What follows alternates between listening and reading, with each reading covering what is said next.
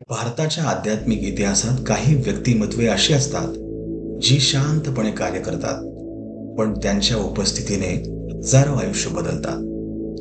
अशाच गूढ, भावी आणि विलक्षण व्यक्तिमत्वांपैकी एक नाव म्हणजे श्री सद्गुरू समर्थ नारायण महाराज.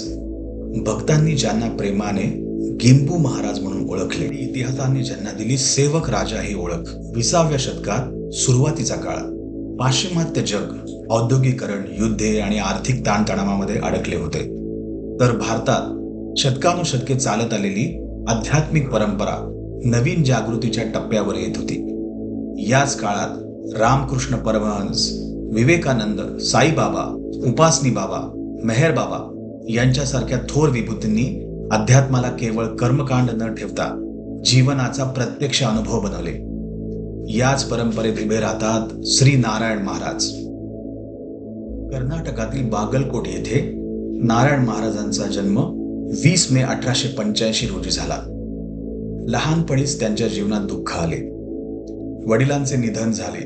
घरची परिस्थिती कठीण होती. औपचारिक शिक्षण फारसे झालेच नाही, पण त्यांचे मन खेचले गेले देवाकडे, अध्यात्माकडे. ते नियमितपणे व्यंकटेश्वरा मंदिरात जात आणि भक्तीमध्ये रमून जात. अवघ्या 7व्या वर्षी त्यांनी सांसारिक आकांक्षांचा त्याग केला. घर सोडून ते गाणगापूर येथे पोहोचले. दत्त संप्रदायाचे महान तीर्थक्षेत्र.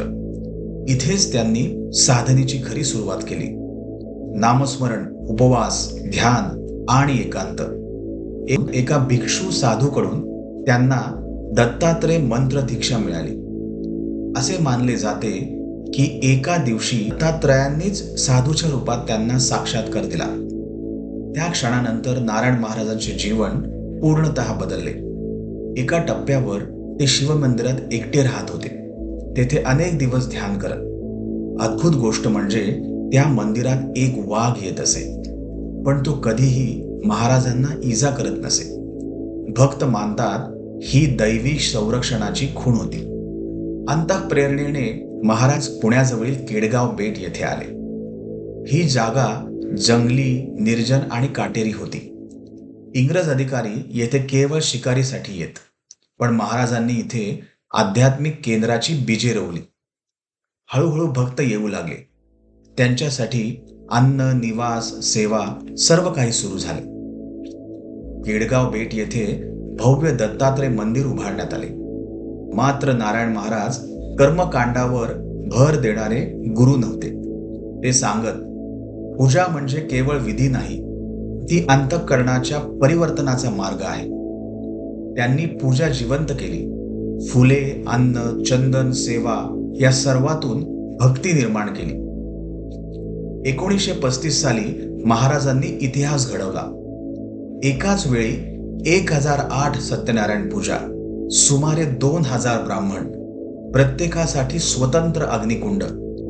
हा सोहळा भारताच्या धार्मिक इतिहासातील अत्यंत दुर्मिळ घटना ठरली. महाराज स्वतः अनेक पूजा पार पाडत असत. महाराजांचे भक्तांशी नाते केवळ गुरु शिष्याचे नव्हते. ते कधी गंभीर उपदेश करत, तर कधी खेळकरपणे हसत, कधी मौन तर कधी कीर्तन. ते भक्तांना नेहमी शिकवत, देव हृदयात आहे, त्याला शोधायला जंगलात जाण्याची गरज नाही. नारायण महाराज ऐश्वर्यात राहत होते. रोल्स रॉयस कार, राजेशाही वेशभूषा, मोठ्या यात्रा, पण त्यामागे आसक्ती नव्हती. ते सांगत, संसाराचा त्याग न करता वैराग्य जगता येते. महाराजांनी संपूर्ण भारतात प्रवास केला.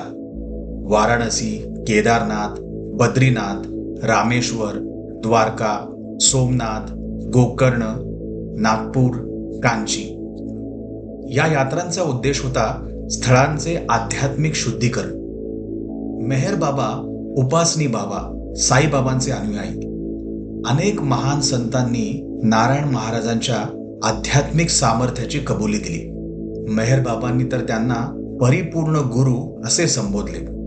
1942 नंतर महाराजांची प्रकृती खालावली.